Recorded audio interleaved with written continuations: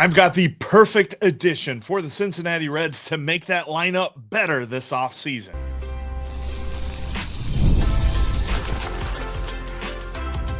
You are Locked On Reds, your daily Cincinnati Reds podcast, part of the Locked On Podcast Network, your team every day. Welcome into the Locked On Reds podcast. Locked On Reds is part of the Locked On Podcast Network, now the #1 sports podcast network in the country, and we thank you for making that happen with us. Locked On Reds, of course, is about the Cincinnati Reds every single day, all year long. We talk at least 30 minutes about your Cincinnati Reds, and my name is Jeff Carr. I'm a lifelong Cincinnati Reds fan. I've been hosting this podcast now for 7 seasons. I also write about the Reds over at CincinnatiRedsTalk.com. That's a Sports Illustrated site.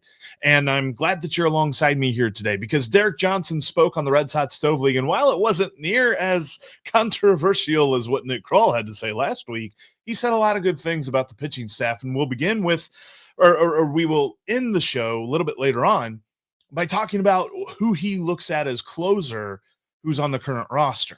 We'll also talk about some things he had to say about Nick Lodolo and his blisters and Chase Burns working on a new pitch this offseason.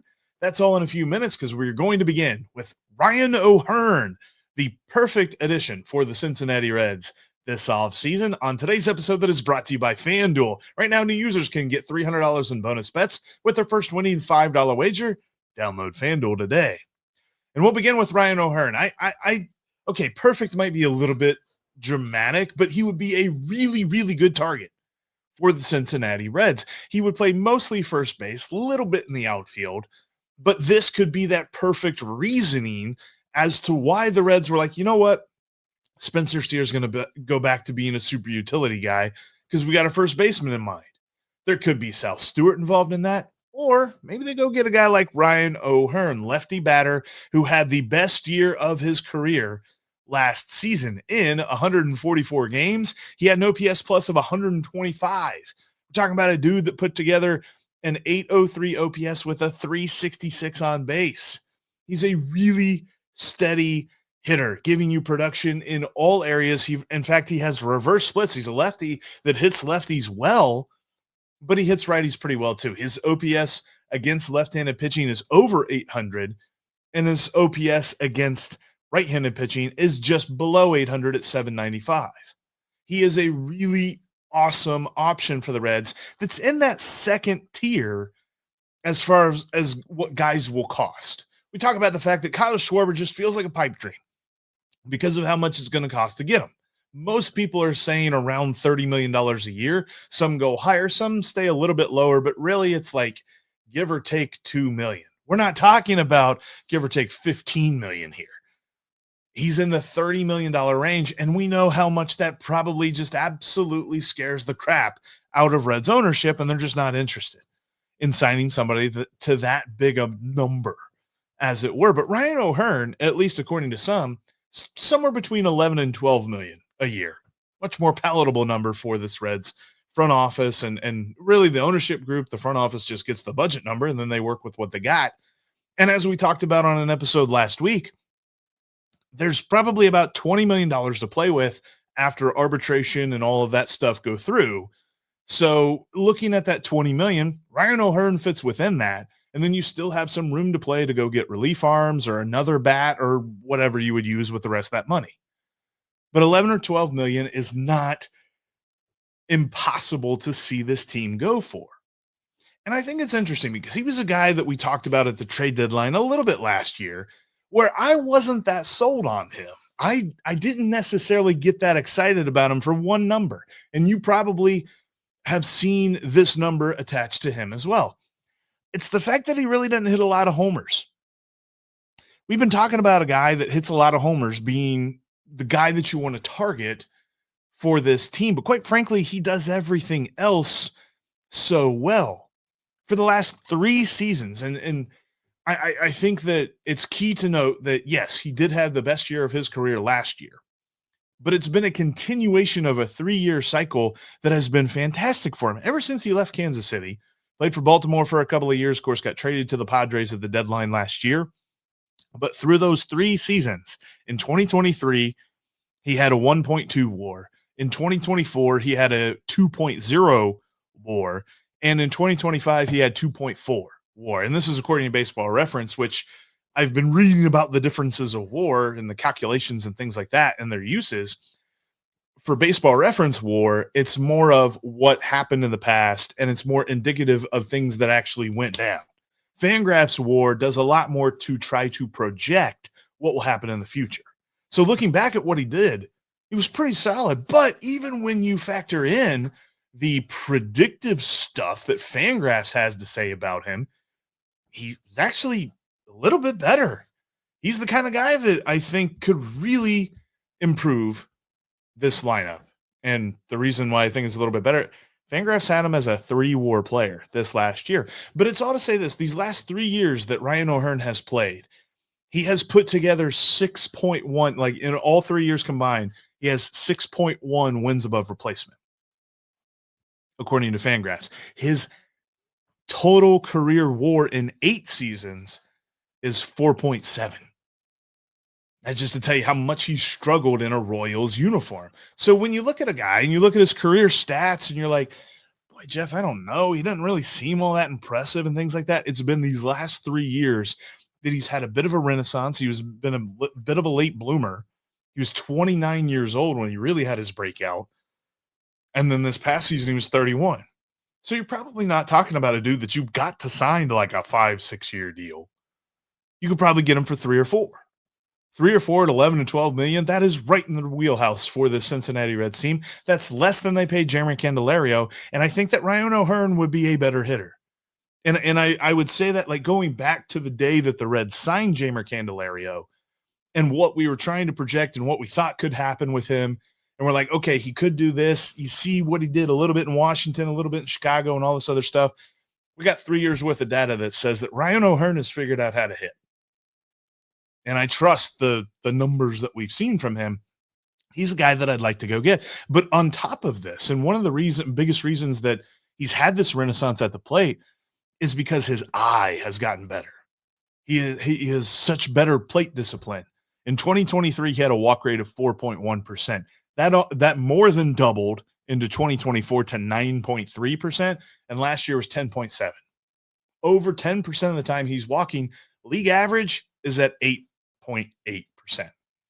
He's almost 2% better than league average at drawing a walk, but he still gets the hits when you need him to as well, because he hit 281 last year. That's right, folks. For everybody in the back that loves to just hammer batting average and say, oh my gosh, how can we go crazy about a guy that hits 250, even though league average is like 245 this past season?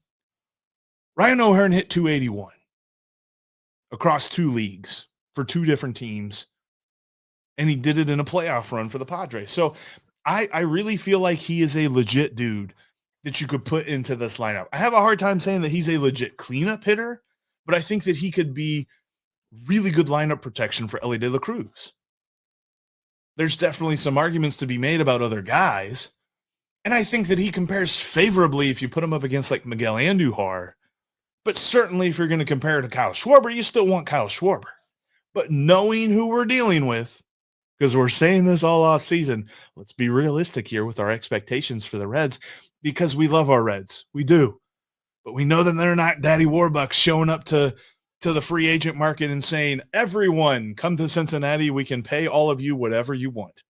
That's not who we're dealing with here. And the Cincinnati Reds should be in on a guy like Ryan O'Hearn, who can really improve this lineup with his left-handed bat that is not a platoon hampered bat. Like, you don't have to platoon him. He can play every day. He can play first base. He can play the corner outfield. He is a better glove at first base than he is in the corner outfield. That is clear. Last season, he had 4 defensive runs saved as a first baseman, and he had 6 positive outs above average. As an outfielder, he was negative in both those categories. So he's a not great outfielder and a pretty good first baseman. I would love to see the Reds go get him. I think he makes a lot of sense for them. Switching gears, though, because Derek Johnson was on the Reds Hot Stove League and had a lot of interesting things to say, including something about Nick Lodolo that didn't make me that comfortable about the blister issue.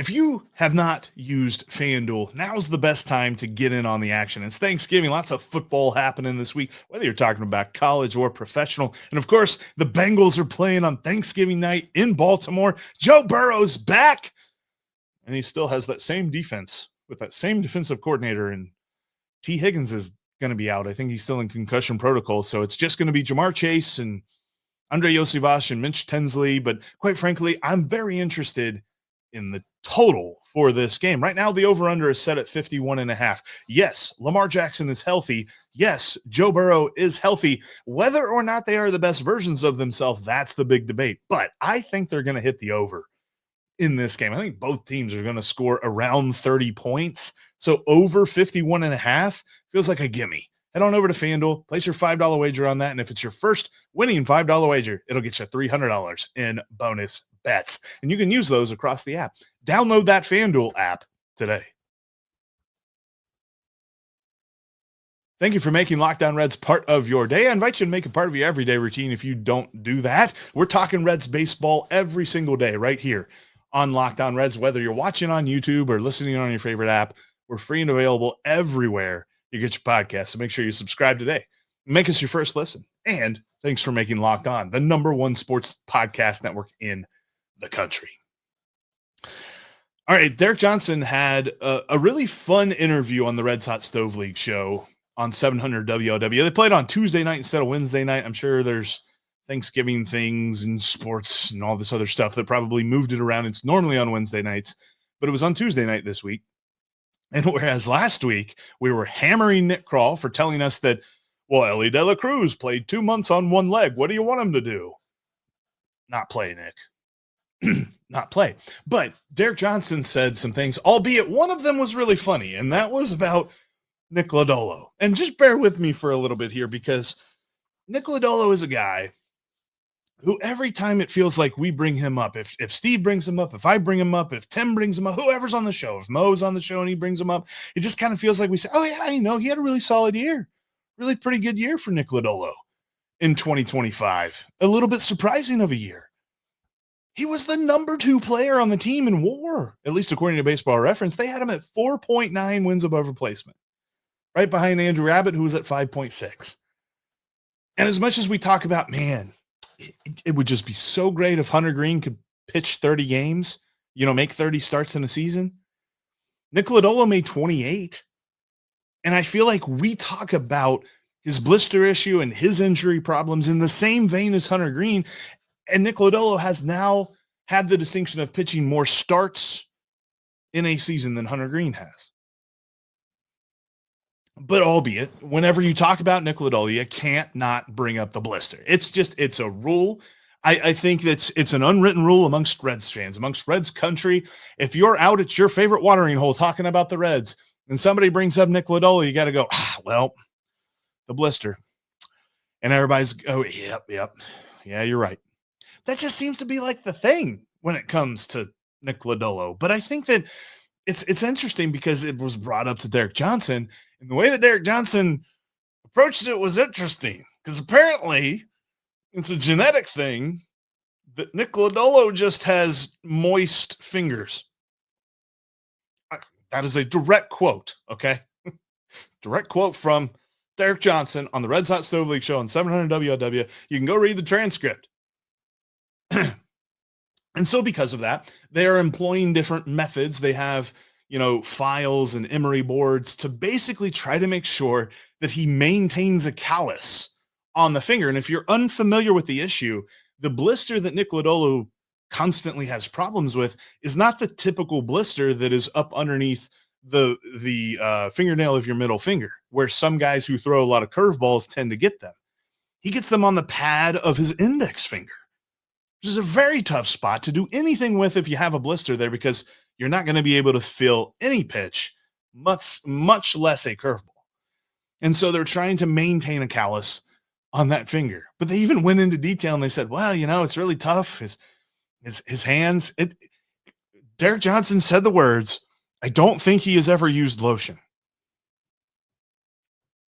We're talking about pitching. We're talking about pitching. It's getting warm in here. And when it comes to Nick Lodolo, apparently if he pitches on a wet day, like it's raining or something, he has problems. Okay, I'm done. When it comes to Nick Lodolo and throwing a baseball, they are just doing their best to make sure that there's a callus on the pad of that index finger so that he doesn't have blister issues. And you saw it kind of work last year. Yes, I know he still hit the IL in the middle of the season for a little bit with that issue, but he pitched 28 starts. And he made a relief appearance there in the final game, which I don't think we talk about enough because that was weird. But he made 28 starts. And I think that it's very easy to see him take that next leap and make 30 starts next year. Albeit, I think if you ask that question cold without discussing all of these details with somebody, if you said, who is more likely to throw 30 starts next year, Hunter Greene or Nick Lodolo, I bet 9 out of 10 Reds fans would tell you Hunter Greene. Just because they think that Nick Lodolo is like super injury prone. But on top of this, Derek Johnson also said that the reports from the training staff are Nick Lodolo is stronger after the season than he was going into it. So he could be a really big asset for this team. There's a lot of folks that are like, if you told me Nick Lodolo was in a trade package for an outfielder tomorrow, I'd be doing a backflip. And I disagree. I really like Nick Lodolo, and I think that he will be fantastic next year. He had a 3.3 ERA. We don't talk about him enough. We talk about how impressive Andrew Abbott was, and he was. But we don't get to Nick Lodolo until we talk about Hunter Greene, until we talk about Chase Burns, until we talk about Brady Singer sometimes. And I think that that's criminal for Nick Lodolo because he had a fantastic year in 2025, and I think he's going to have a fantastic year in 2026. As long as he keeps the callus on that finger. And then speaking of Chase Burns, though, Derek Johnson also mentioned him. Derek Johnson said these words specifically. Chase Burns, or we put a two-seamer in Chase Burns' hands, and he's been working on it this offseason. He said it's got deadly movement. He just has to work on the command of it. And man, that would be awesome. Talk about a 4-seam fastball, 2-seam fastball, a changeup that we didn't see a ton of, but I think we'll see more of it this next year. And of course, that slider, that nasty slider that Chase Burns has. You talk about 4 pitches kid could have in his first full season as a major leaguer. Last year, of course, his first year, period, but he only pitched in 10 games. Sorry, 13 games. Read the wrong stat line there. He only pitched in 13 games. He made 8 starts, 5 relief appearances. He is going to take off next year. Easiest breakout pick on this team. And I know that our friend Tim Daniel over on the Reds Postcast said at one point last year he thought Chase Burns could be the opening day starter next year. Maybe not next year, but very soon. Chase Burns is the most advanced pitcher that I think the Reds have ever taken in the draft. And I know they had a guy skip the minor leagues altogether and pitch in the majors, and Mike Leake. I know that you know that, and I know that you're probably thinking that right now when I say that Chase Burns is the most advanced, but Chase Burns is the most advanced pitcher that they've ever drafted. And I think that we will continue to see that next year. If this two-seamer becomes a thing, man, you better get him in fantasy. If you know, get him early in fantasy because he's going to be a stud for you, Chase Burns. But it was fun to hear Derek Johnson. He's a great dude to just listen to him talk about the game, but especially talking about pitching and how much he really revered the work that Andrew Abbott had put in. And sure, Andrew Abbott really had a just ridiculous start to the season, and it felt as though it tapered off a little bit toward the end, but he had a fantastic year, and he talked a lot about the work that Abbott had put in even back in spring training that impressed him. And he talked about Hunter Greene and the fact that Hunter Greene is continuing to work and be in good shape. And last offseason was so pivotal for his entire career because last offseason, Hunter Greene figured out the correct offseason routine to have. That's one of the things that we just discount as baseball fans is that these guys just show up to spring training ready to go. In fact, in the old days, they didn't. That was the purpose of spring training, was to get guys ready for the season. But now 90% of the guys show up ready for the season on day one of spring training. They just got to get their pitch count up and things like that. But he said that he was so excited to see what Hunter Greene does this offseason going into next year because it really feels like he's going to just take off and go crazy. And I appreciate the fact that, you know, Tommy Thrall and Jim Day did not ask Derek Johnson anything about the trade rumors because Derek Johnson doesn't have a say in that. He's not going to be part of that. I mean, I'm sure if they ask him, like, would you want to trade Hunter Green? I'm sure Derek Johnson would say no, because Derek Johnson's smart. He knows what's up. But I love what he had to say about that starting staff. But he had a lot to say about the bullpen, especially considering if the Reds just don't make a big addition to a guy who could be a closer. Derek Johnson labeled 3 guys who he thinks could compete for the closer job in spring training.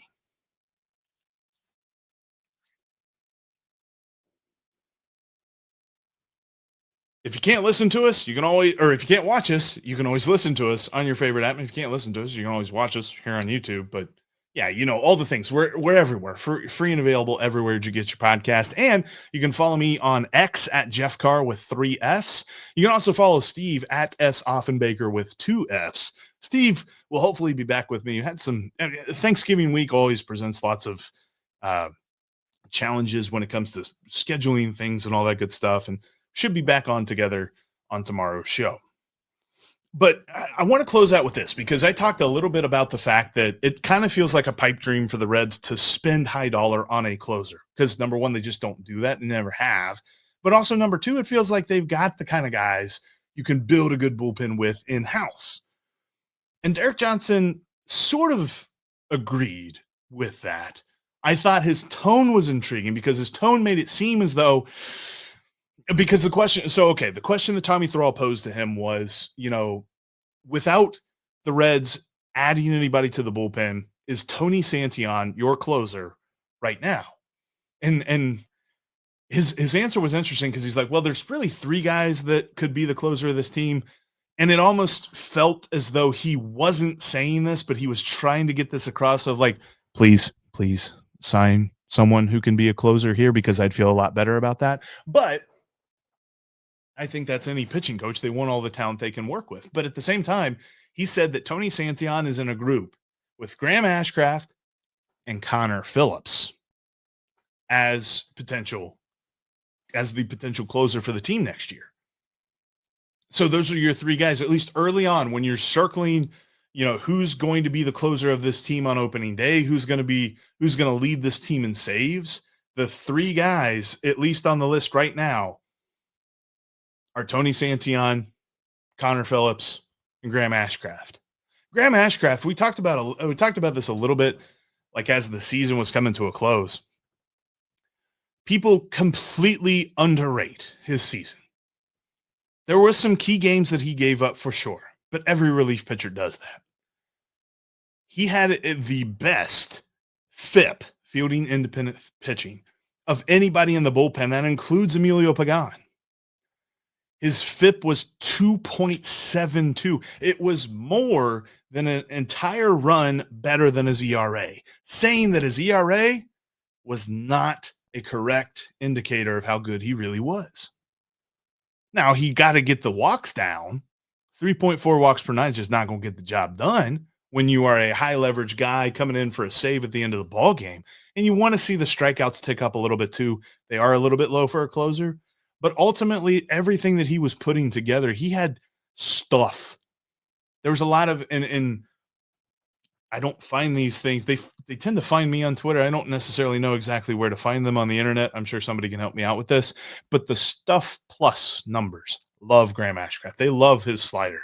And they love his cut fastball. He's got to find a third pitch, I kind of feel like. He's got to find something that moves away from lefties. But I feel like he still pitches lefties pretty well, but just to give that third thing that's like a different break plane. You know, we talked about this a lot with Hunter Green a couple of years ago, where it was just like he's got a fastball and a slider, but you know, they both kind of look as though they're going in a similar direction, the fastball up, the slider down. And with Graham Ashcraft, it's like cut fastball, slider. They both go in the same direction. So can he mix that up a little bit? But I am so excited that Derek Johnson included Connor Phillips in this closer competition. Because, man, Connor Phillips looked like he had the stuff, he had the swagger, and he looked like he had the command, which was the biggest question, the thing that we did not know. And for a minute, neither the Reds did because they sent him out to Arizona in 2024 just to rebuild his mechanics so that he could have the command again. But he had it in last year. And we were not counting him as part of this bullpen or part of the reason that the Reds would do what they did. But my goodness, he was good. 11 and a half strikeouts per nine. Now, the command, of course, still a little bit wonky. He had 4.3 walks per nine in just 25 innings pitched. So you've got to bring that down for sure. But in those 25 inning pitches, he had 32 strikeouts. And he's got this little like strikeout, the K strut, like he strikes a dude out and you can just see him. He walks off the mound with a little bit of strut, gets back into position, takes the ball, and he's ready for the next pitch. But you can tell for a minute, he's just like, yeah, I knew I was going to get that. I got that. Who's next? Who we got? He's the kind of guy that I would love to see as a closer. And I think that he can work his way there. He's going to be the dark horse of the three. I would still say that the favorite's Tony Santillan, Graham Ashcraft's right next to him. And then Connor Phillips is kind of your dark horse to win that closer role. But that's like a fantastic thing for him to be included in this, where at the beginning of 2025, he was an afterthought. He was not part of the bullpen competition for opening day. No one really gave him a lot of a chance to be a factor for the Reds at all. And he pitched in 21 ball games last year. I think that's going to go up. The Reds, and I'll go back on this again. I'll say this until hopefully Tony Santillan proves me wrong. I'm worried about the 80 games that Tony Santillan threw last year. He can't do that again. And I'd love for him to prove me wrong on that, but I kind of feel like that would be really hard to ask him to do. I think you got to go back a ways in baseball history to look at a relief pitcher who threw 160 games in 2 years. I have to do some research on that. I'll write that one down. Anyway, but when it comes to Tony Santillan, like, he can't pitch in 80 ball games again, I don't believe. And so you're going to need guys to step up in that spot. Graham Ashcraft pitched in 62 ball games, and Connor Phillips pitched in 21. That number is going to come up for him. And there might be a little bit of a tick up for Graham Ashcraft. I don't know. It's got to go crazy much higher because you don't have to get that much higher to get the Emilio Pagan at 70 and then Scott Barlow at 75. I think probably somewhere between 65 and 70 is what we're talking about for Graham Ashcraft next year as far as games pitched. Could we see Connor Phillips' workload double or triple, go from 21 to 62? As a relief pitcher, you can do that. That's feasible. It's maybe not that feasible if you're a starter. You're not going to triple a starter's workload year over year, but a relief pitcher, I could see that happening. That would probably put him at 70 innings. Well, 75 innings, something like that. So probably less than that. But still, I think that it's just a testament to how hard Connor Phillips worked last year that he is being included by the guy who runs the pitching for the entire organization for the Cincinnati Reds. He's like, my three closer candidates right now until we add somebody are Tony Santillan, Graham Ashcraft, and Connor Phillips. And that's really exciting. And that's where we're going to end today's podcast. Thanks so much for joining us on this edition of Locked On Reds. Hopefully we'll have Steve back with us here tomorrow, and we'll be discussing all kinds of things. I think we will probably get into the teardown that is happening at St. Louis. It's interesting because Ken Rosenthal said something that I never thought I'd ever hear in my life when it comes to the Cardinals and the Reds. And we'll talk about that on tomorrow's podcast. Thanks so much for joining us here today. Now make sure you go check out Locked On MLB. Sully's got you covered with everything going on. He'll give you his take on the Cardinals trading Sonny Gray and $20 million to the Boston Red Sox. That's all over on Locked On MLB, just like Locked On Reds. Free and available everywhere to get your podcast because we're both part of the Locked On Podcast Network, your team every single day. And thanks for helping us make this the number one sports podcast network in the country. But until tomorrow, you always know that we will be Locked On Reds every single day.